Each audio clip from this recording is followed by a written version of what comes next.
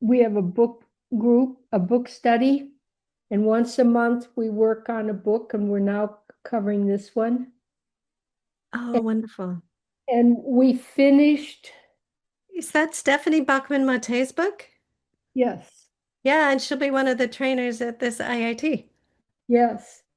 And we also finished, I think it's Say What You Mean, that book also. Great. So Wow. Terrific. How wonderful to see all of you here. It looks like it's officially time to start. And Eric, you're the one who set up this meeting, and it's been your dream to get this started, and you have put in months and months and months and months and months of work. So would you like to open the meeting and say what you'd like out of it, or give us any of your words of wisdom? Thanks for seeing me, Kathleen. And we're only having this because Kathleen found the venue, the perfect venue for us. And it's like, okay, let's do it. So thank you, Kathleen, for seeing me. And I'm so happy to also introduce our friend who also comes through Kathleen and Jennifer, Todd Porter. Todd's been doing a ton of stuff. So welcome, Todd. Really excited that you're here. And some of you have already got a chance to talk to him. We're really excited to get started in just under 4 weeks now in Green Lake Conference Center. So just so you know, just as a reminder, as before, this is going to be recorded, and the video will be used for promotional purposes by CNBC. So just keep that in mind if you decide to put your image or your voice into the space. And we do thank you for showing up and putting your voice and your image into the space. So again, we're going to be starting real soon, April 26th. We still have some space. We actually even have single rooms at a reasonable price, which is crazy. So if you want to sign up, I hope you do that. I'm so excited to be here with Kathleen Macferran. I think of her as one of the originals. And so it's been such a pleasure to have the process of working with Kathleen and now actually getting to know Todd and our whole team. So I'm going to hand it over to Kathleen for our Q&A and this journey through an IIT. Thanks, Kathleen. Thanks for being here. Thank you all for being here. Yeah, thanks, Eric. Thanks, Eric.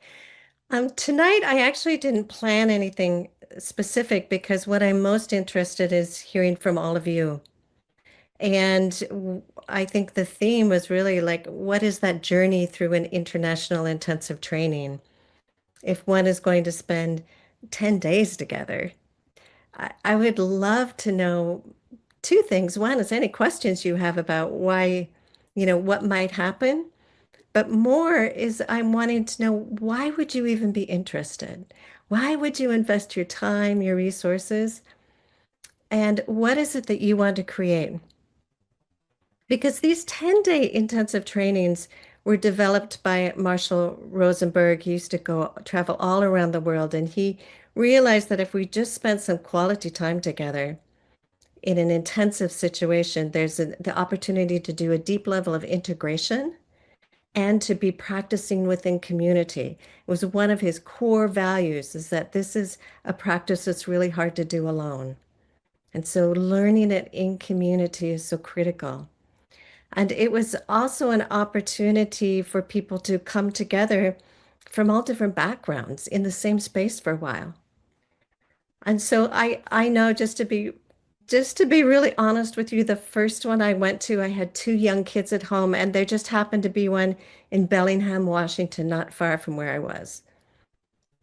And I I had gotten into nonviolent communication because a dear, dear, dear friend that I loved to the moon and back decided she didn't want to be friends with me anymore. And I didn't know why. And a friend gave me Marshall's book, and it's like, oh, I can start to see some of the patterns developing. And then I went to hear him talk, and that was in March of 2001. And he was going to be in Bellingham with a 10-day intensive later in August. And so that was like a month before 9/11 happened. And I went there, and 80 people, I don't know how many trainers. There must have been like 8 trainers plus Marshall. And I thought it was really chaos in a group. I thought this is great for my personal life. It could never work in a group.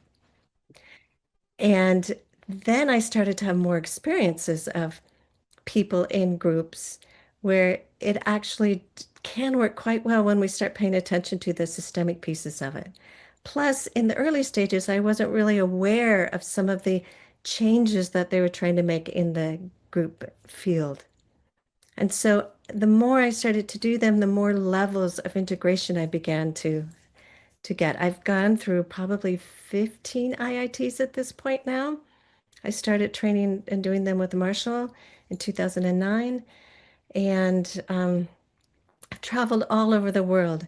And I think the thing I want to say before I hear more from you is that every single time I've entered as one person, I've come out the other end, changed, grown, I've learned things, my world has expanded, and every single one has been different. And that's because this is about being changed by the community that we are in. I know that when I go, I want to know what you know. And 10 days, I have this opportunity to learn from you and with you. And the IIT is really set up in a way where, yes, we have a standard curriculum of sorts. Not of sorts, we have a standard curriculum that we go through each day. And we also have systems in place for how do we want to deal with conflict when it arises. That's a way for us to learn these practices. How do we want to have a system for support so that when the intensity of feelings come up, which they will for all of us, when those intensity of feelings come up, we can lean, go left, we can go right, we can go backwards and forwards, and there's support all around us in a way that most of us don't have in our daily lives. How can we look at system building when we go back home in our spiritual communities, in our families, in our neighborhoods, in our workplaces? And so the journey is shaped by a curriculum, but it's shaped by what you bring and what you want to know. We build on requests much of the time. So that's what I'd like to stop right now and just find out why are you why are you coming or interested in coming, and what questions do you have? I'd love to start collecting your areas of interest so we can be building that in right now. And of course, if you've been to an IIT, which I know several of you have on the call, I'd love to hear your experiences of those too. What brings you back? So for anyone who wants to speak, go ahead and unmute. Hi, Kathleen. Hi, Katie.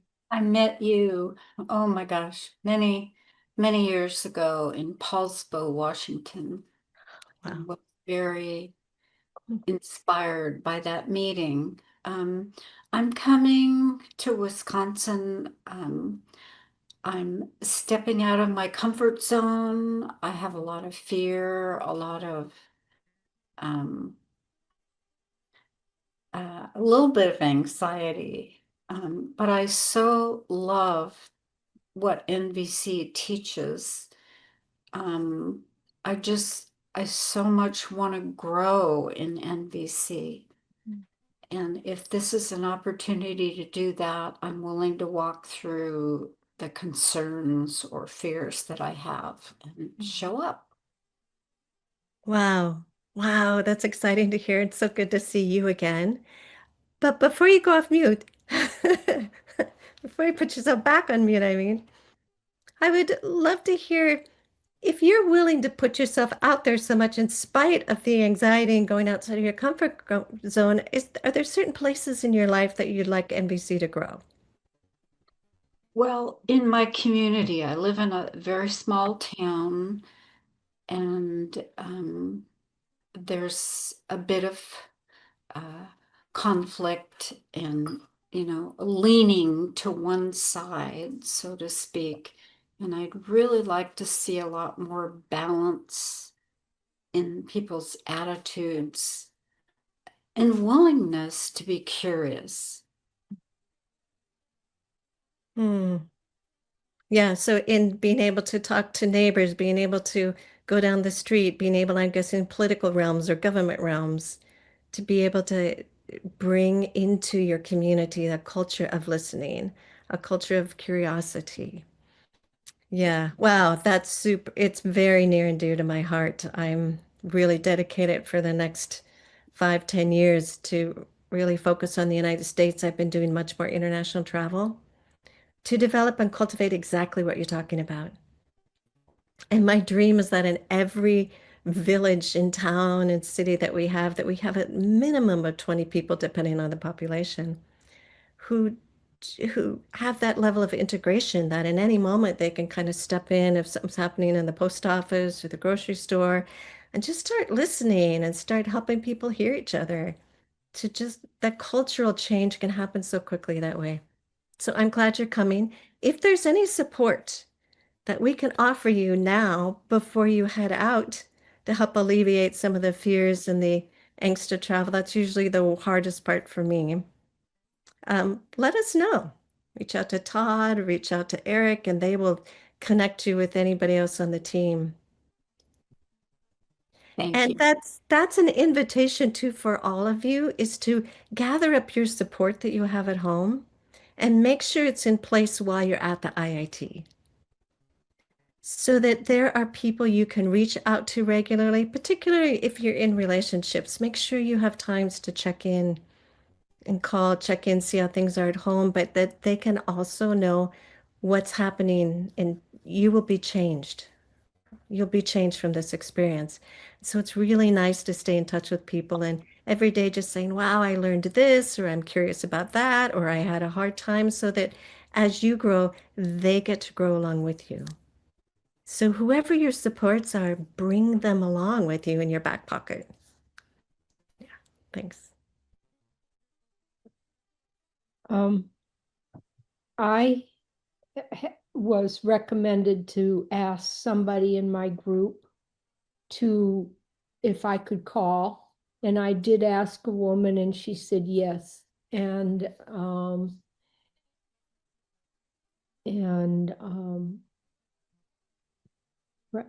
there was something else I thought I'd talk about, but I can't remember what it is. When you remember, Joe, please let us know. But you already have somebody lined up that you can call during the time, like backup empathy support, or just somebody to kind of help you build that bridge. Well, I asked if I could text and or call, and she said yes. And Terrific. oh, and what I wanted to ask about is, so I've been almost 2 years going to NVC meetings, and at first I was leery because, just another program. However, the whole thing about the feelings are keys to what the needs are. That kind of talk is not easy to do with people who are not in NVC. So I would like practice doing that kind of talk with men and with women. And one-on-one or 3 people or 4 people. I'm not willing to do it in a large group at this point. So that's what I would like practice doing. Terrific. The whole intention of this IIT is that we have practice. And so you will have as much practice as you want from probably 6 in the morning until midnight, depending on what you want. That there's an opportunity, like built into, we'll have our community meetings in the morning and the evening, in which we'll have large group gathering then, but even within those, we'll have small group practices, even within the large group. And then in the morning and in the afternoon, there's 2-hour workshop sessions, which will be smaller groups of people. I would guess somewhere between 10 and 20, depending on the workshop and and what people choose to go to at any time. There'll be three of them offered simultaneously, so the large group will break up. And within each of those trainings, I'm sure there will be a lot of time to practice, whether it's with one-on-one other person or in a small group.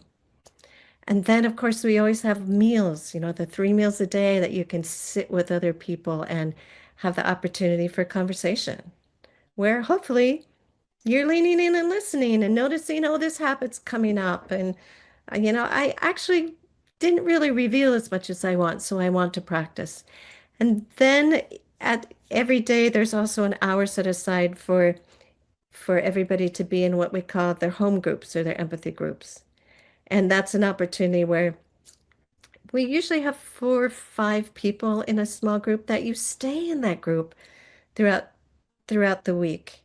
And that way it's a time when you can really lean in and it's kind of a place where you can get empathy. I just check in. How are you all doing? So there'll be a lot of small group time. A lot of small group time there, Joel. Yeah. Is there a possibility to get like a schedule that would show, be what the workshops in the morning are for each day and in the afternoon are for each day, and so that I have some time to think about which ones I want to attend, so that maybe I can maybe get them all in that's it, This that's is, it. does anybody else have that question? Is anybody else curious about that? Like what workshops are going to be held? Yeah. Mhm. I'm going to do my best not to disappoint you here in the sense of we will have our first morning all together where we'll stay in our whole group and we'll look at how do we want to work together? How do we want to navigate conflict? What are some of the principles? How does this whole thing work? And then starting in the first afternoon, we will have different offerings. And each day I can tell you what kind of offerings there will be. The first day is going to be focused on self-connection, second day on empathy, third day on honesty. But the actual particular workshops within that day, they'll be around that topic, but it kind of depends on a couple things. One is which each trainer, one every other day, will have a session off and we'll do some collaboration. And so we will decide the night before the exact workshops that we'll have Well, that day. then can you give a list of potential or what you hope to include in the whole thing, but not necessarily exactly which day they'll be on? Yeah, sure. But the one thing that I want to say is we have 4 days where we're offering, see, 3.5 or 4 days where we're offering a fundamentals course. We really invite people, unless you're deeply immersed, to go to that course. Jennifer Warnock and Stephanie Bacham-Marte are going to be the main people holding that course. And that's the course that will bring you from the very beginning of the basics, put all the pieces together, give a lot of practice, and then kind of help facilitate the whole dance that gets a little complicated by the time you're looking at all the different pieces. And so if that's in for many people and maybe half of the people in the IIT, just to follow that track for the first 4 days will cover all of the basic ground. What we found that if people don't, that sometimes we didn't have a foundation track in our earlier days, and people would leave having gone to a variety of workshops, but not necessarily covering all of the basics. And so that does give a very strong path for people who want to do that. But then like they're on the first day, if there people are not on that path, there might be a nonviolence and nonviolent communication to see how nonviolent communication fits into the nonviolence movement. Days for empathy, there might be sessions on, how to empathize in the midst of intensity. We will have programs on like how to deal with anger. I know that a lot of my focus is going to be on what do we do when the intensity gets high? Because we're living in times where there's a lot of intensity. And so we'll have sessions on anger. We'll have sessions on honest expression. Like, how do I really tell the truth in a way that people can experience it as care? And I take self-responsibility for it. When we get more toward the middle of the IIT, we'll have sessions on reconciliation. I know I'll be doing some sessions on Marshall's signature work that he used to do is the healing and reconciliation role play. If you watch a lot of his videos, there was that role play. So I'll be teaching people how to do the role play as well as having the chance to experience it. There'll be other workshops on repair, like when we've messed up, as we all do, how do we bring about repair into a conversation? There'll be another day that's focused on mediation, kind of a formal mediation, and also I think Jennifer's got one on like micro mediation. So what do you do kind of quickly and in the moment? And again, we'll probably be practicing that as a whole group. There'll probably be sessions on decision making when you have a lot of different people in the group. How do you come to a decision that tends to all needs and meets needs? There'll be sessions on some social change activities or things like bringing this work into schools, into family camps, into prisons, into just your neighborhood. How do you get a neighborhood preparation, emergency preparation? What would you do with that? And then depending on, again, there are many more workshops possible than what we have time for. So what you request will actually determine what we're offering. That's why it's not done ahead of time. So if you say, I really want to learn about restorative practices in groups, I really want to learn about facilitation. I may be working with the facilitation track for those of you who are already facilitators to put some lunch tables together. What did you experience in the morning? What worked well? What didn't? What were your choice points? Um, there'll be workshops on key differentiations. There's like 45 key differentiations in this work, like something like the difference between needs and strategies, observations, and evaluations. Okay, I've just talked a lot and I could keep going. Was that useful? Okay. Okay, good. Okay, Dandelion.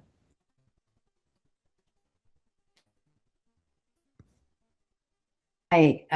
Yeah, you're covering a lot of the things I'm interested in, actually, but I'll tell you what, I 20 years ago, I did go to a weekend with Marshall, and I've loved it ever since, but I'm all self-taught, and I would teach things in classes. I was teaching classroom management for, elementary teachers for many years at the university, and just would get little pieces, but I don't, and I've always included in the classes, but I feel like I'm a novice still, and I need a lot more practice. And right now I'm into a lot of organizing for the nonviolent actions and Mhm. doing workshops with that. And that's really interesting because even within the organizers, when we're trying to collaborate on how to get the workshops or what actions we should take, it's not easy, you know what I Mhm. mean? So that's really where I want to go.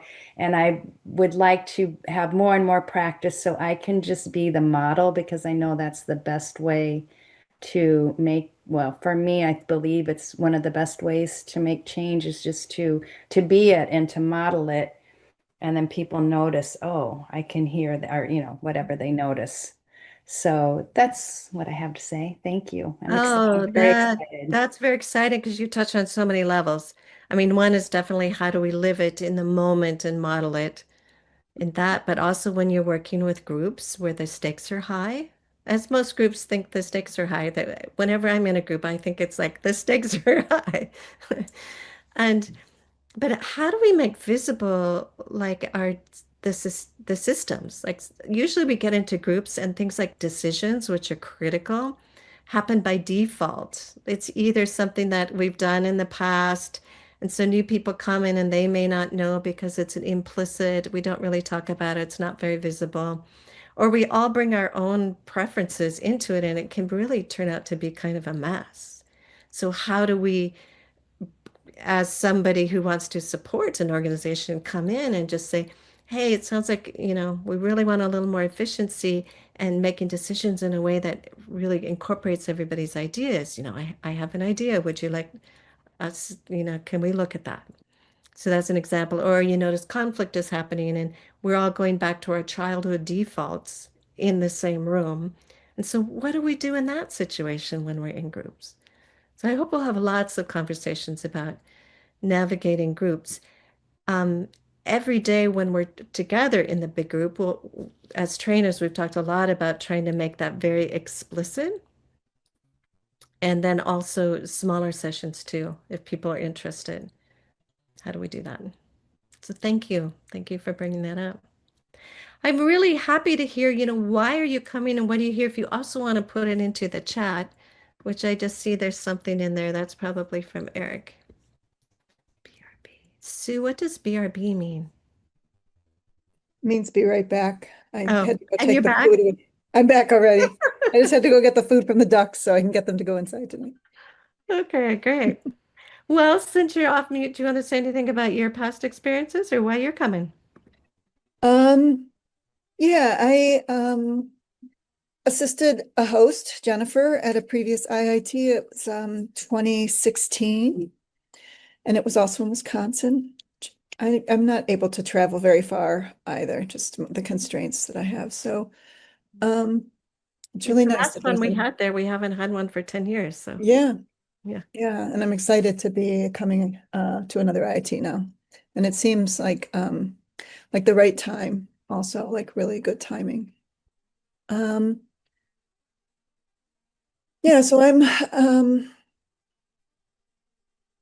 I don't know, I think been in the TCCP for a few years maybe, but kind of on a slow path. I have like multiple threads of things that I'm constantly working on, and a lot of them require NVC. So I do I have a worker co-op that I've worked with for a long time, and then working with a new worker co-op that does permaculture. And so trying to get all the systems set up for that. And then also there's a nonprofit co-op of co-ops. And so trying to bring nonviolent communication training and sociocracy training to those groups. And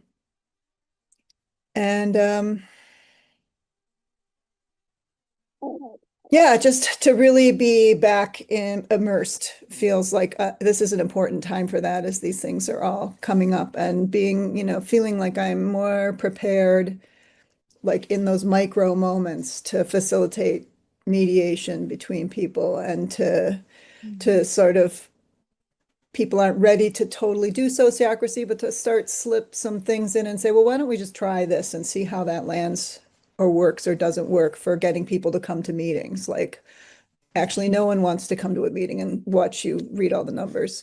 So like, let's see how we could actually connect with each other. Yeah, to be part of that. And just, I think there's immense possibility. So my husband passed away in 2006, maybe it was 2005. It's been 20 years. Yeah, it's must 2006, this solstice, summer solstice. And so I went to that IIT. I really was having trouble moving in any direction at all from that point. And it's gonna make me cry to talk about it. So there was someone on the training path who was at that IIT who just walked with me for hours, non-judgmentally, while I just went through every, all of these possible aspects. Before that, I had been like, I can't say anything about him because I can't say everything about him, and I don't want to lose everything that he was, And so just to have someone who had that much time to just be with me and hear all of that he was and all that I lost was really very meaningful and really helped me to move forward. Yeah. So I don't know if that kind of experience will happen again, but I imagine good things come from immersion. Yeah. So that's why I want to be there. Wow, thank you for sharing that, Sue. Yeah. Oh, there's so many pieces of that that I really want to pull out. One is that, again, we have so much support set up. We'll have support, just the peers with each other. And as we build that, as we cultivate that intentionally, we also have two trainers, support trainers there the only job is to be there to support all of you, all of us. Incredible experienced trainers. So Mika Manawa and Trisha Martin. And we'll have five on the training team on the ground. We've got Todd and Eric, who are both also certified trainers. I believe there's other certified trainers coming. There are people who aren't certified trainers that have just been involved in nonviolent communication, like some of you, for the last 20, 25 years. So, Sue, your experience of being able to have a place that you can really take the time for the grief, where we can really take the time to look at, what does my path look like as I change direction here? That, please, if that's what you're coming for, we'd love to know and love to be able to create that space. Yeah. And I saw there's a couple terms that maybe I just want to say. The TCCP that you mentioned, you're part of that group. That's the Trainer Candidate Community Path. It means that Sue is a candidate to become a certified trainer. It's one of those people with massive amount of experience. And as well as the term sociocracy is a governance method, and we'll be using some of the sociocratic principles and methods too for helping us in decisions and things like that. Great. So Samantha, do you want to go first, and then Linda? Love to hear from you. Okay. Hi, everybody. Thank you for having this information session. I was first introduced to MVC about 16 years ago, but I just did my first foundation training this year, just finished last month.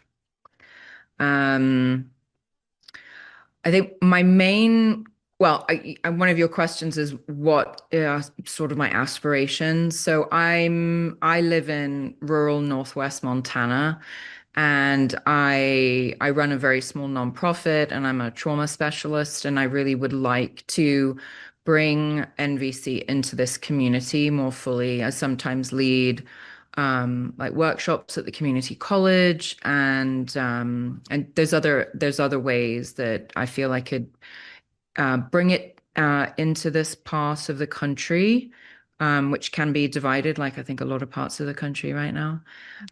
So that's what I would hope, as well as just for me to integrate it more in my being. And I think my main question, so 10 days is a long time for me. Like, I haven't taken a 10-day vacation in years. And if I'm not working, I don't get paid. So it's a very big consideration for me. So not necessarily the specifics of each day, but one of the questions would be, how early do we start in the morning? What are the lengths of breaks? When do we end in the evening? Would there be space in the day for me to have work appointments? So that kind of thing is probably my main consideration that would make it possible for me to come. Yeah. Wow. Thank you, Samantha. I grew up in Bozeman, Montana, so Montana is just near and dear in my heart. And thank you for being in the world as a trauma specialist. Like, wow, what do we need so much right now? Right. And to have a trauma-informed nonviolent communication, like there's so many people in that field that do that crossover between the two, right? So thank you. Our day, first of all, everything that's offered is your choice. So you do the balance that you need. Our day starts 7:30 breakfast, 8:45 to 9:30 is a morning community meeting where you find out what the offerings are of the day, you get introduced to the theme, and then in the morning we'll have a 2-hour session, workshop session to go to. And then for the lunchtime, we really believe as a team that integration is just as necessary as getting information and practicing. So over the lunch hour, between lunch and personal integration time, there's a 2-hour window of break time. And then there's another 2-hour offering in the afternoon of a workshop with the training team.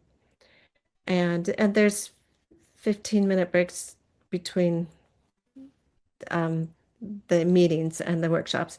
And then we have a 45-minute community meeting to just kind of harvest the day and to find out what that was like.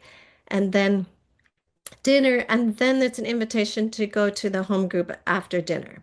Dinner's like we're on it's 5 to 6 here because we're on the the camps, the venues, the convention centers timeline. And so after the home groups and everything, you're done by 7 at night, 7:15. Home groups may decide they want to meet like during lunch instead, and you'd be done at, 4:45 or whatever that is.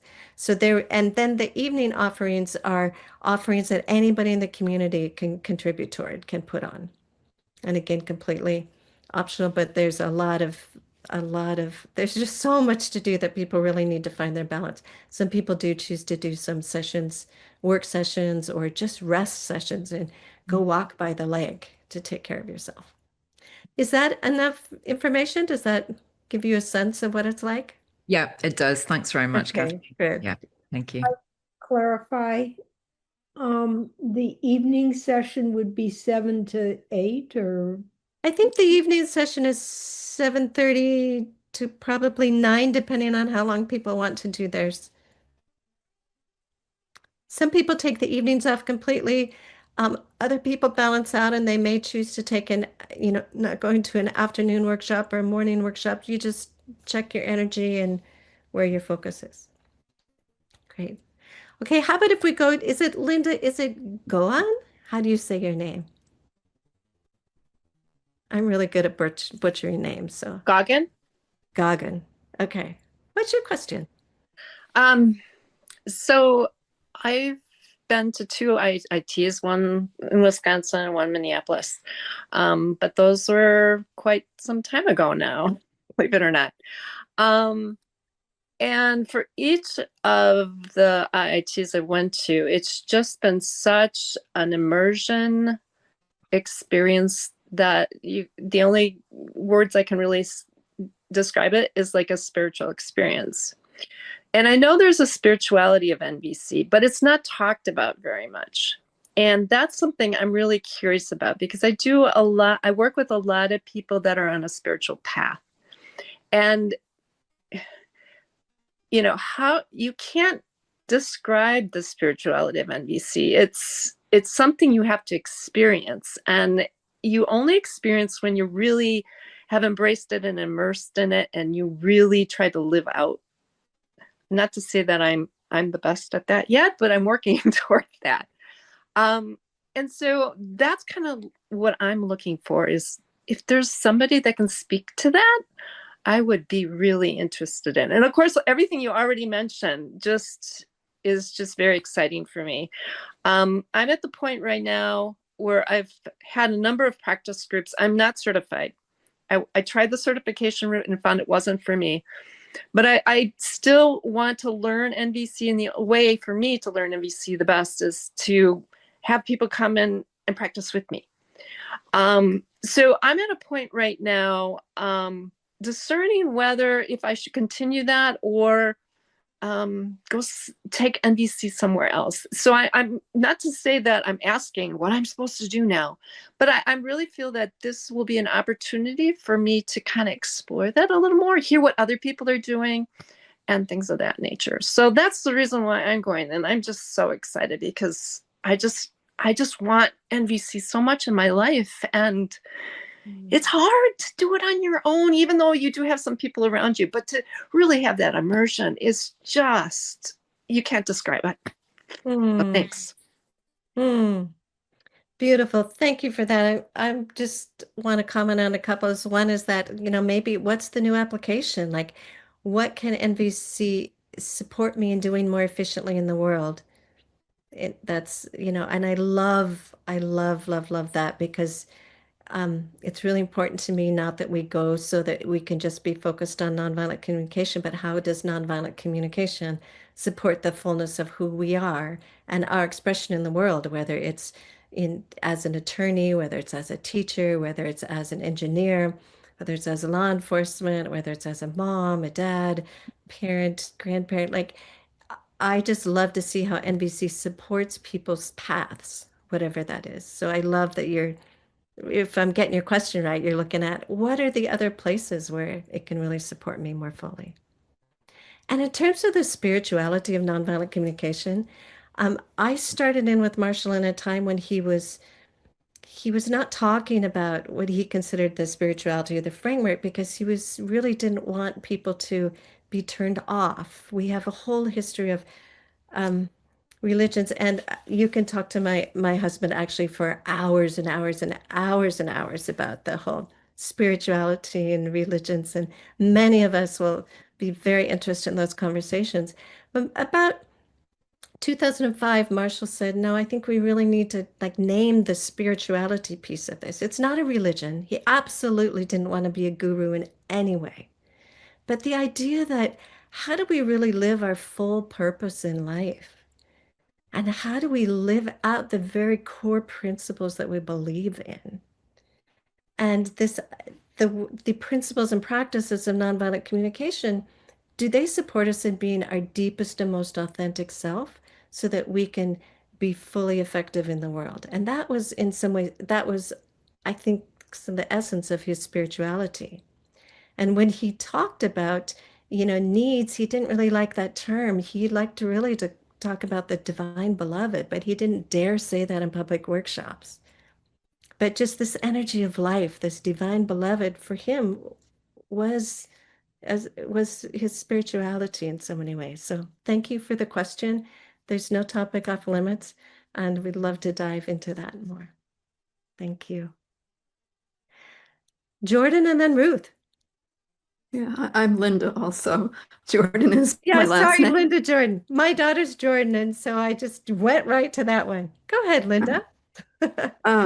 So I really appreciated the comment, Linda's comment about spirituality, because I feel like I'm on a strong spiritual path, and if I'm on a strong spiritual path, I shouldn't need NVC, but I still am. I started 20 years ago and have fallen away pretty much. And since I used to live in Wisconsin, it seemed like a good time to come back. So, and what I really want to learn is just to be able to listen and connect to people better so that I can understand, so that I can reflect back to them what they're feeling, or just reflect back to them without getting caught in my own stuff, uh, judging them or or wanting to tell them what to do. I just want to be able to reflectively listen to people because I've been able to do it at times and it seems to change so much how how we're connected. I live in a community with 70 other people. I live in co-housing in Santa Fe, New Mexico. Wow. But there's like 30 houses, so we each have our own house and our own little tiny courtyard.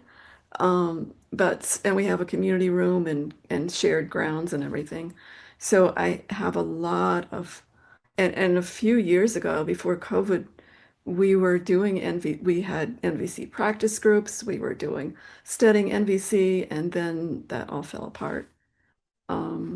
So maybe I can bring it back here again. Um, yeah, so, and I have a hard time.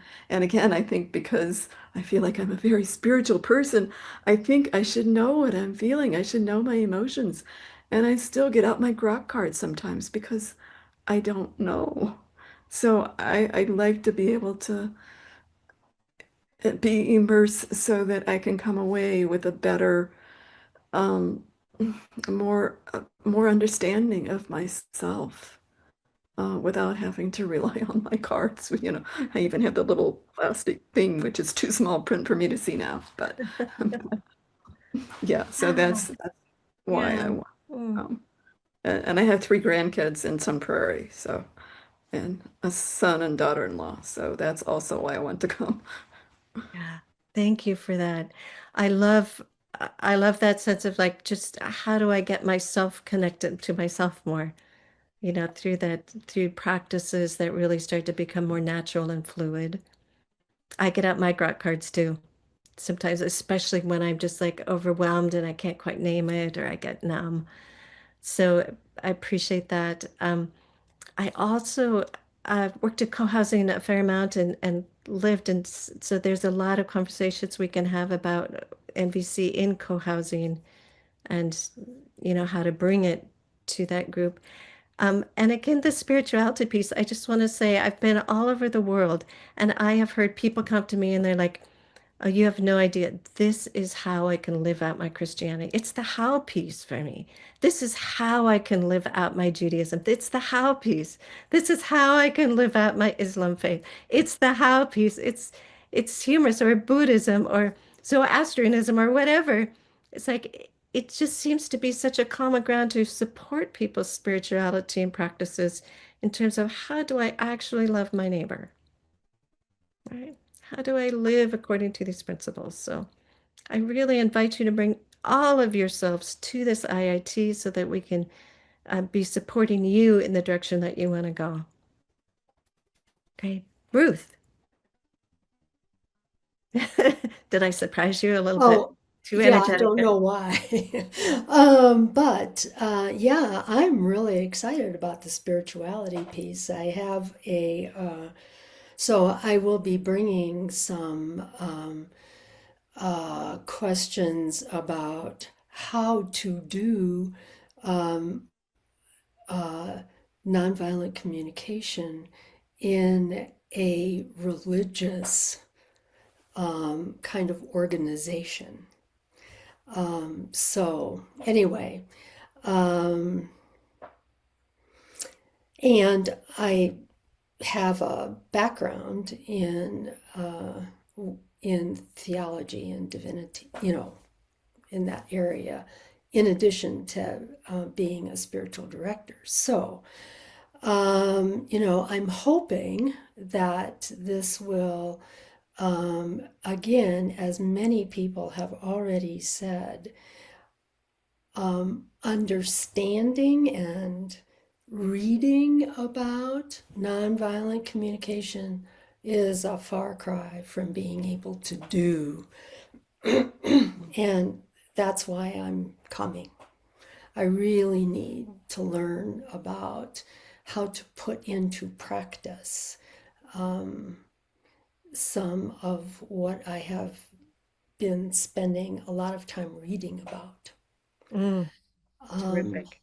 In addition to that, I and I think one of the really strong incentives is that I have recently been estranged from an adult child, and I really need to learn how I might be able to approach that estrangement in a way that might be life-giving for me and for my son. So that's that. Yeah, thank you for that. I'm heartbroken to hear that. It's unbelievable to me the amount of people with everything going on that just basically say, what I really want is to talk to my children again, to talk to my parents again, to talk to my siblings again. It's the number one thing that I hear in these times in the United States. So we'll absolutely create lots of space and support for that. Thank you. Yeah. How about Chad and then Teresa? So, I'm actually a therapist, and I am really big on a lot of like mindfulness and interpersonal effectiveness and like all this other stuff. And I picked up nonviolent communication years ago, and it's like probably one of my favorites just of how it really brings everything together. And I use a lot of it myself. I use a lot of it with clients. Like I've recommended it for like a lot of colleagues and have a lot of clients reading it and things like that. And I actually had one of my clients was on a school board and there was a lot of stuff going on. And I'm like, let me pull this book out and like show you what I think is going on. And she's like, oh my God, like that's exactly it. Like, can you come teach something here? I'm like, technically, yes, trademarked, no. So It's just something that I want to just like deepen my knowledge and experience, and also like considerations of kind of like what you were mentioning, even of just like bringing it to the community, or even if I want to get into even becoming someone who's like a trainer myself and just like broadening so much of that. So just something that I've really seen it help with a lot of different relationships, and I'm just really passionate about it. So just wanting to deepen that. Mhm. Oh, that's fabulous. And you will not be the only therapist there. I mean, it's so many therapists use this in their practices, but I know other therapists that are coming. And so really, again, I'm sure we'll find our small groups of people that are really, how do we bring this into our field, and how do we bring it, um, to our neighborhoods, or how do we bring it into our workplaces in ways that we're really able to coach, and not just model, but also coach and guide. Mhm. Thank you. Thank you so much. Teresa. So I was first introduced to nonviolent communication. It'll be 4 years ago. Well, it's 4 years ago this month. I took a workshop with Aya Caspi, and for years before that, people were like, you should read nonviolent communication. You should read nonviolent communication. I was like, I'm not violent. I'm so nice, So like I had heard about it for years. And then I took this workshop, and I was living out west at the time, had sworn up and down, I'm never moving back to Minnesota, never moving back to that land that created my people pleasing. And that June, my husband and I decided, okay, we can come back. And so I always say, I hold it up as this is why I could move back to the state that created this actively recovering people pleaser. And it's been on my radar to do an intensive. Uh, I'm trained in mindfulness-based stress reduction, certified in mind body medicine. So I come from that background, and I'm a social psychologist. And I want to just deepen. And when I found out it was in Wisconsin and it's right next door to me, I was like, absolutely, sign me up. And yeah, so I'm excited to learn more for myself, because of course there's different threads that pull me way out of any sort of giraffe listening. I like your statue in the background, by the way. And so learning for me, but also for my speaking and coaching and workshops that I lead. I think really what people are struggling with is communication, and it's so painful in a lot of ways. And so the better, immersed I can get in it, and then I can ripple that out into my work and family and life. Yeah. Well, I have chills just listening to all of you speak, because already the degree of, just for a shorthand, I'm going to say expertise, life experience, um, skill development, like everything that all of you are bringing, each one of you talking in your own way to this circle, to these times. It's, it's really amazing to me that we will get to learn from one another about these areas, but also that sense of we desperately need it right now in this country and in this world, in our small communities. So again, how can we support you in doing the amazing work that you're all doing in ways where it feels natural and flowing and just builds on what you already bring? So I'm super excited to meet all of you and learn from you. I see in the chat there's the policy about cell phones, electronics use at the IIT. And do you have anything specific about that before I just start throwing out ideas? No, not really. I was just wondering, since they're so prolific and they get in the way of communication sometimes, I'm just wondering how it's approached there. Yeah. So the cell phone is kind of a right arm to many of us, so we don't ask you to cut it off in any way. Um, we, what we do ask in terms of photos, that often is part of the cell phone world, is that for the first 3 days, we really we ask people not to take photos of the groups in each. I mean, obviously, if you're one-on-one, but within the group, not to take that until we start building a container of safety, and people have more of a sense that after 3 days, we'll start asking, for consent or permission, like, is it okay if I take a picture of the group now and here's the purpose I'll use it for? People who don't want to be in photos at all, we'll make sure that we make that really clear and have some sort of mechanism so that people can stay, out of photos. So we'll talk about the photo policy more, but with photos, with food, with workshops, with everything, consent is really at the core basis of all of this. And so in terms of electronics use, I'm sure people will have their computers there for taking notes for some people who want to do that. Some people have computers to do work. We don't have a recording policy at this time, that workshops are not recorded. I believe, and I need to check with my team, each IIT is a little different, but I believe that if a session is to be recorded, it's an individual thing that you ask whoever else is in the session, you ask the trainer in the session, can I record it for this particular purpose? And sometimes, it helps for absorbing learning, or it's not to be used outside of that session. So that's usually done on a one-to-one. We don't want to constrain people. We want them to have the ability to learn as fully and deeply as they want. But in general, none of our sessions are recorded for that. So Eric's nodding. Is there anything you wanted to add to that, Eric? I think you captured it. If you record, just get the consent of everyone around you. If Kathleen is teaching, even if Kathleen consents, then, Anne says something, you kind of want to make sure that everybody's fully in consent. And if they don't, then and if you have any doubt, then you ask, and then for me at least, ask again. Like, it doesn't sound like it's a real happy yes there, Eric. Maybe I won't record, that kind of thing. So that and I think we've got such great facilitators, core trainers for this, that they'll help facilitate that discussion in the room. And if you want to ask and you want to say no, that's a great time to practice saying no, I don't want my voice recorded. So yeah.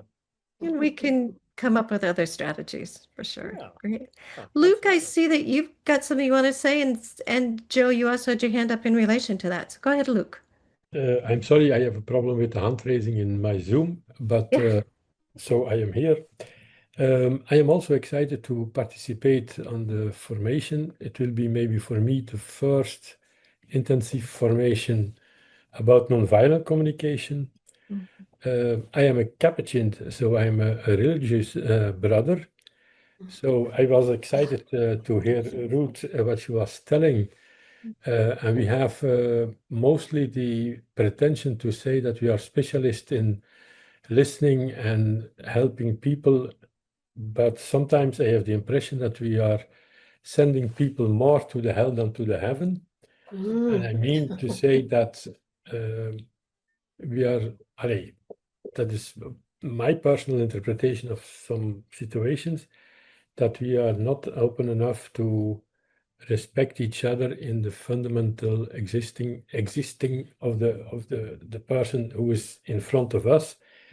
We have mostly very soon and quick answers, but sometimes we need to learn again how to listen and also how to express myself.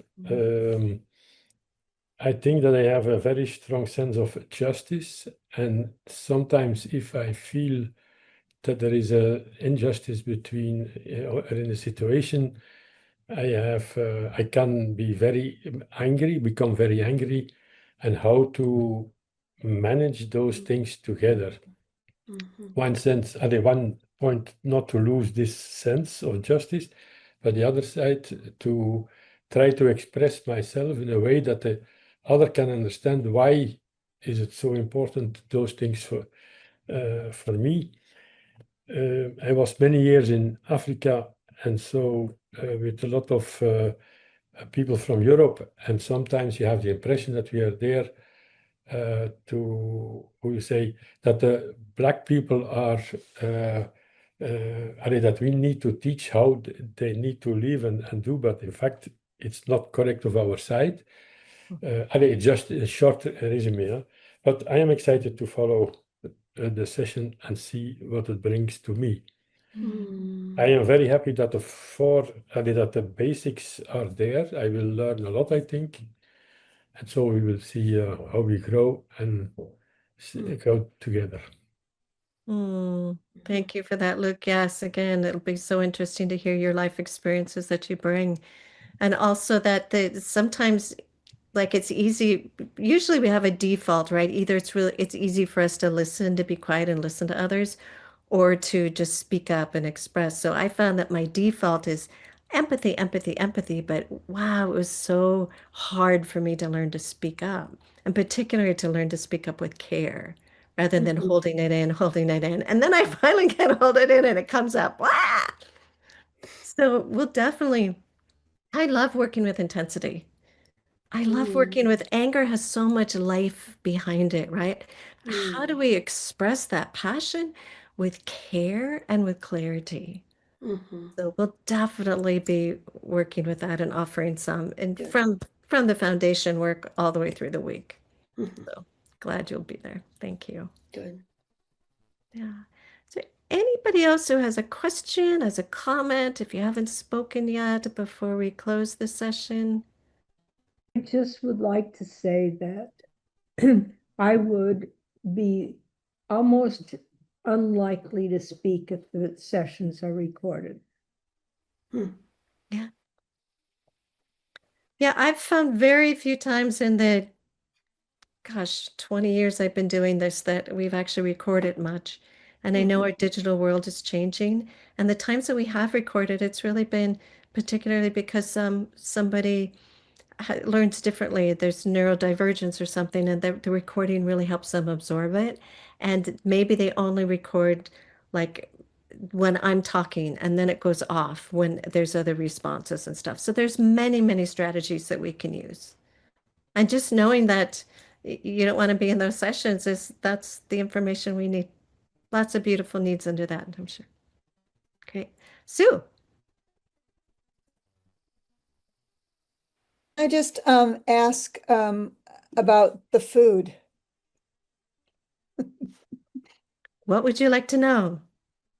Well, so I'm, vegetarian and kind of paleo and definitely like organic food, and just curious what the standard situation is at this center.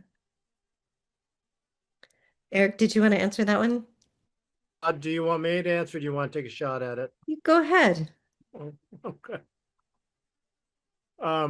So the way it's set up is we have the buffet. There's a buffet that they offer, and that's just included in your room and board. We've talked to them about organic. It's just not economical for where they're at, so they just can't provide that. They will try to do some dietary things. There is if you go to the helpful details document, which is at the bottom of every email we send, there is a link to a request form. I think it's a dietary request form. And if you have a problem with it, you can just email us. Yeah, and thank you, Todd, for putting some information there. So they can't guarantee, like, if you have celiacs, that everything's gonna be gluten-free. But they will try to work with you, or at least understand what they can do for you. That's about as much as I can say right now. My suggestion is actually specifically work with Todd.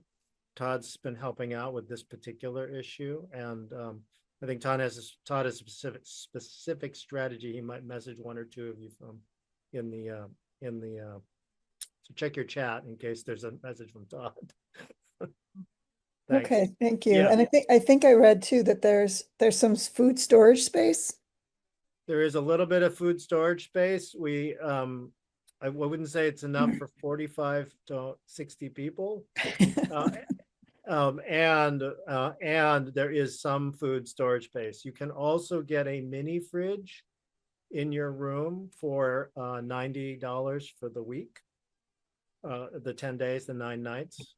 So that's an option if you want to bring some food and you can arrange for that when you arrive, or it's probably better if you tell Todd and let him tell us, and we'll try to make sure they have enough mini fridges. So we know one person needs a mini fridge for snacking, and we have another one that needs it for medicine. So if you think if that will help you, it's probably the best.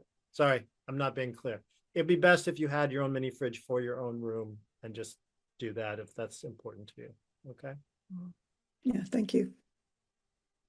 Thank you, Todd, for putting all that information there. And just to say that it's a huge convention area, so we have most of a big hotel to ourselves. The meals happen with all the other participants that will also be in the convention center. There's a lot of food. There's a lot of choices. It's a huge buffet. Great. Todd, is there anything else you wanted to add to about the food situation? I think most of it has come up. I put a few details from the document in the chat. There is a little bit more in that helpful details document. And just want to reiterate, if you've got concerns or things you want to work out, by all means, that's why I'm here, to help you work them out. So please let me know. My contact info is in the chat too, as well as the email address Eric and I share. So feel free to use any of that. I'm here to help. And let us know if you want any support between now and then. Yeah, and if you have any enemies, they're the ones who really need to come. Just remember that. Get them signed up immediately. We have support. We have extra special support for them. So, yeah. Thank you, Kathleen. Thank you all for being here. Really appreciate it. You would unmute and make a bunch of noise for Kathleen and everybody. Thank you. Can't wait to meet you all. Bye. Can't wait to meet you all. Thank you. Bye-bye. See you soon. Yeah.